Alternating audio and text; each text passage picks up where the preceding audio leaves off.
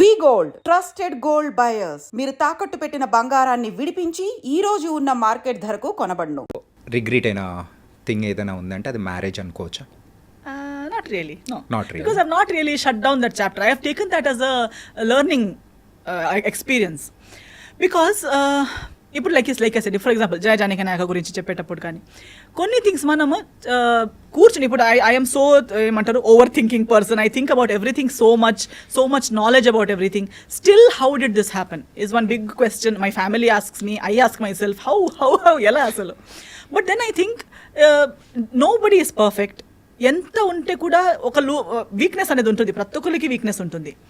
ఆ వీక్నెస్ని మనకు తెలుసుంటుంది కానీ ఒక్కొక్కసారి మనకు తెలియక కూడా ఆ వీక్నెస్ ఆ లవ్లో కంప్లీట్గా అది లవ్ అని చెప్పలేము. In this case I was not blindly in love. Okay, frankly, I think the other person knows that I was not blankly in love in this situation. But the thing is, దీనికి ముందు ఒక interview ఇచ్చి వచ్చాను, అప్పుడు కూడా నేను అదే మాట్లాడాను. ఐ థింక్ క్రాస్ 25 మన మైండ్ సెట్ ఎలా అయిపోతుందంటే మన చుట్టూ వాళ్ళు కానీ మన ఇక్కడ కూడా ఇండియన్ మైండ్ సెట్లో అని చెప్పొచ్చు. దే ఆల్వేస్ సే, ఇంకా ఎవరైనా వెతకాలి, start looking for someone, you're 25, you have to get married, you're 30, you have to get married. ఇంకా ఇప్పుడు కూడా కాకపోతే ఇంకెప్పుడు, అదొకటి మైండ్లో ఉంటూనే ఉంటుంది. మనం ఎంత స్ట్రాంగ్ ఉన్నామో, ఎంత మనం ఇవన్నీ కేర్ చేయమని చెప్పినా సబ్ కాన్షియస్ మైండ్లో you are searching. And you think, and in that search, I think most of the youth today, why divorce rate is so high in our country today is because we are coming under this pressure.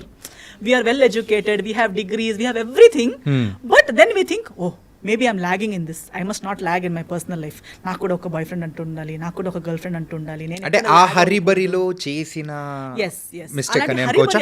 అలాంటి ఒక insecurity or అదొక pressure అని చెప్పొచ్చు. Because even now ఇప్పుడు ఆ divorce అయ్యాక మళ్ళీ నా ఫ్యామిలీ చేసేది అదే కదా, ఇప్పుడు డైరెక్ట్గా చేయట్లేదు. Because they also have realise that అలా ఏది కాదవి అని.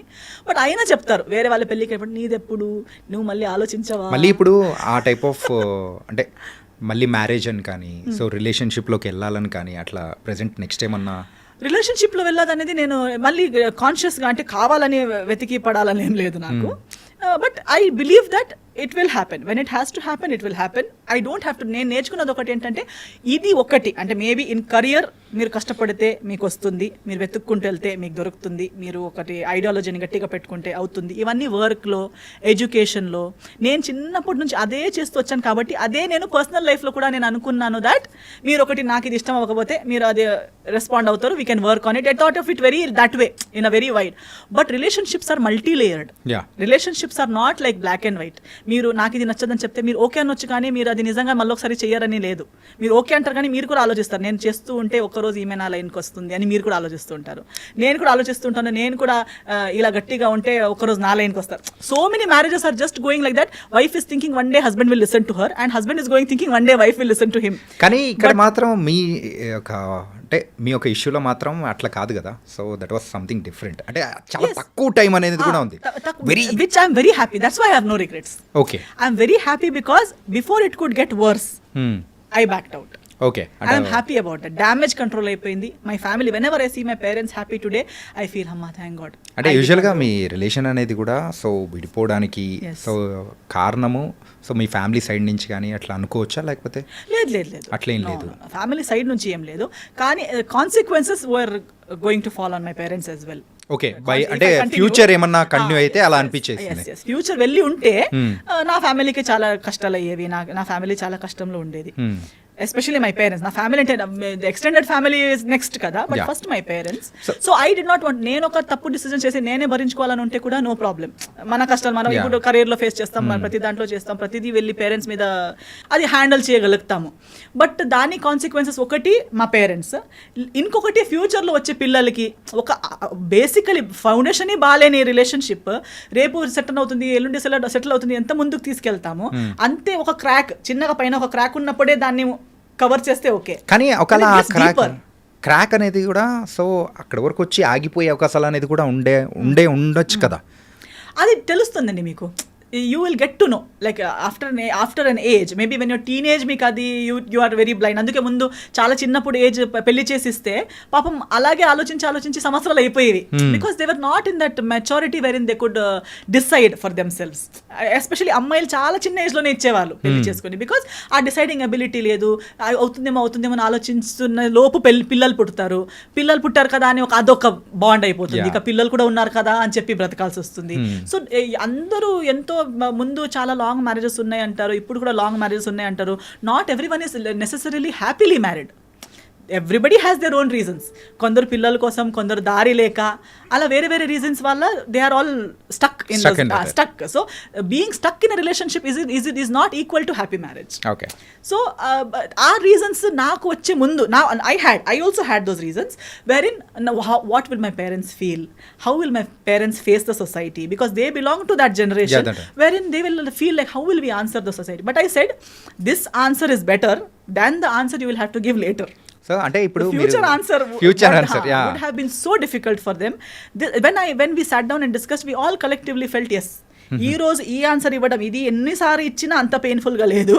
బట్ ఆ ఫ్యూచర్ లో అలా కంటిన్యూ అయి ఉంటే ఈ ఎస్తర్ ఉండేది కాదు, మీకు ఇలా చూడడానికి ఎస్తర్ ఉండేది కాదు, మా ఫ్యామిలీ ఇప్పుడున్నంత హ్యాపీగా ఉండేది కాదు, అందరు ఇలా అంటే అది కలెక్టివ్ గానే అంటే yes decision was of course both ఇద్దరు సైడ్ నుంచి అలా అనుకోని సైడ్ నుంచి లేదు, ఫస్ట్ మా సైడ్ నుంచే. But then later on when there was no other way out, when there is no other option, when one person is legally, religiously, in every way right, then what will you argue about? There is no base for argument kada. Then eventually even the other party had to agree and sign on the papers, that's all. So I want to show you one thing. So దీని గురించి మాత్రం కొంచెం clarity అనేది కూడా మాకు కూడా ఇచ్చారంటే లేదండి Swapna garu, I thank her for whatever happen. I just thank her. My heart is so full of gratitude for whatever happen. She has cleansed so many wrong relationships from my life.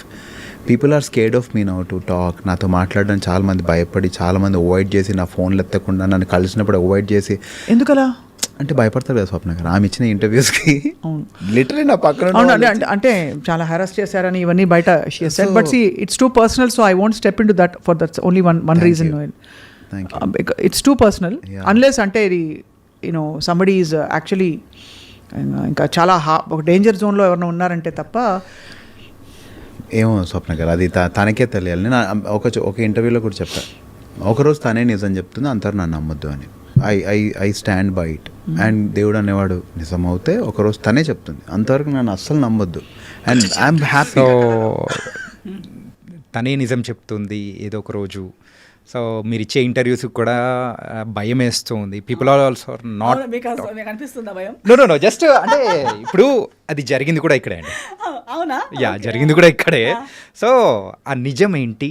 So we need small clarification about that. ఏంటంటే so అటు side నుంచి అవతల person ఏమనుకుంటున్నారో, so దాని గురించి ఇక్కడ నుంచి ఏం ఆన్సర్ వస్తుందా అనేది కూడా వీఆర్ వెయిటింగ్ అనమాట. సో ఏంటి దీని, so what's the truth? Of course I have spoken the truth what ever I have to speak. పెళ్లి జరిగింది, పెళ్లి జరిగాక డివోర్స్ జరిగింది. డివోర్స్ తర్వాత ఒఫిషియల్గా అనౌన్స్ చేశాక ఫస్ట్ ఆఫ్ ఆల్ పెళ్ళి కూడా నేను ఎప్పుడు ఎన్కాష్ చేయలేదు. I never, anybody in the media, anybody knows, I have never encashed any relationship, any friendship. I have many industry friends. Nobody will ever see me posting a selfie with any of my friends or gate crashing into their successes or gate crashing into their birthday parties. వీళ్ళందరూ నా friends తెలుసా. I will never encash one friend. I will never encash my parents. నా అమ్మతో ఒక emotional reel చేసి పెట్టడం, నాన్నతో ఒక emotional. I never encash that I'm someone's daughter or I'm someone's friend or I'm a nice daughter. నాకు over action అవసరం లేదు, నేను అప్పుడు కూడా చేయలేదు. పెళ్లి తర్వాత కూడా నేను ఎప్పుడు పెళ్ళిని ఎన్కాష్ చేస్తున్నట్టు, వాడుతున్నట్టు, పెళ్ళి చూడాలని ఫలానాతో పెళ్లి చేసుకున్నానని నేను ఎప్పుడు ఎన్కాష్ చేయలేదు. డివోర్స్ అయ్యాక కూడా నేను ఎక్కడ ఏ టీవీ షోకి వెళ్ళలేదు, ఏది ఎక్కడ సింపతి గెయిన్ చేయడానికి, అక్కడ ఒక డివోర్స్ని కూడా నేను ఎన్కాష్ చేయడానికి ప్రయత్నించలేదు. I never try to encash. I did not make any YouTube songs condemning another person or hinting that another person has cheated me. Okay. I have not done any such. అంటే ఇప్పుడు అయిన తర్వాత so divorce అంటే జరుగుతున్న సందర్భంలోనే ఇలా చేశారని అనుకోవచ్చా? ఎస్ మీరు ఇక్కడ గూగుల్ ఎక్కడ వెతికినా మీకు కనిపిస్తుంది కదా. నాకు కూడా నేను ఫాలో చేసి తెలిసింది కాదు. Now I have media friends, so ప్రతిదీ నాకు పంపిస్తారు కదా. పంపించేటప్పుడు ఇది డివోర్స్ పోస్ట్ చేయగానే బిగ్ బాస్ లోకి వెళ్ళిపోయారు. అక్కడ వెళ్ళగానే నా గురించి పీపుల్ లైక్ గంగవ్వ గారు, స్వాతి గారు, నాకు ఎవరు నిజంగా ఇప్పుడు దాకా I have not met them. They are giving statement about why we got divorced. అంటే in the Bigg Boss house he had shared with them saying my family asked him to be ఏమో house ఏమంటారు, ఇల్లరికం అంటారా, ఇల్లరికం వాడని చెప్పారని చెప్పి, నా ఫ్యామిలీ బాగాలేదని చెప్పి, అలాంటి వాళ్ళకి చెప్పారు. వాళ్ళ ఇంటర్వ్యూస్లో వాళ్ళు చెప్తున్నారు. వాళ్ళు ఎవరని కూడా నాకు ఫస్ట్ హ్యాండ్ పరిచయం కూడా లేదు. Okay okay. I never told anybody. Nobody gave interview about my statement to him. ఎక్కడెక్కడ వెళ్ళి టీవీ ఛానల్స్లో ఎస్తర్ ఇలా చెప్పి మాతో ఏడ్చింది అని ఎవరైనా చెప్పారా? నాకు సింపతి అవసరం లేదు, నేను ఏడవను కూడా, because I have my dignity. నేను అక్కడ ఇప్పుడు లాస్ట్ నిజం ఆయన చెప్పిన నిజం ఏంటంటే ఆయన సైన్ చేసి యాక్సెప్ట్ చేసిన పేపర్స్ చూపించలేము, wherein he has accepted all the things that he has done. Okay, which he knows I won't do because I don't belong to that category. నేను ఆ కేటగిరీనే కాదు. నేను ఇప్పుడు కూడా మాట్లాడేసరికి నేను ఎన్నోసార్లు చెప్పాను that I will not speak. తర్వాత నేను okay let me continue from there. అదే ఇంత నేను యూట్యూబ్లో పాటలు ఇప్పుడు ఆయన తర్వాత మారదే అని ఒక సినిమా పాట ఏదో తీశాడు, ఏదో అమ్మాయి తను ప్రేమిస్తున్నట్టు, ఆ అమ్మాయి ఎవరో మాట విని, సో మెనీ సజెషన్స్. నేను మళ్ళీ తిరిగి సినిమాతో ఇండస్ట్రీకి వచ్చేంత వరకు if I had not come back నా పైన ఒక సినిమా కూడా అయ్యేదేమో. నాకు వాళ్ళ మాట విని వదిలేసింది, ఇంకొకటి కోసం నన్ను వదిలేసింది, ఫ్యామిలీ నాకు టార్చర్ ఇచ్చిందని స్టార్ట్ చేసింది ఎవరు? నేను ఎప్పుడు ఆయన ఫ్యామిలీ నాకు టార్చర్ ఇచ్చిందని చెప్పలేదు కదా.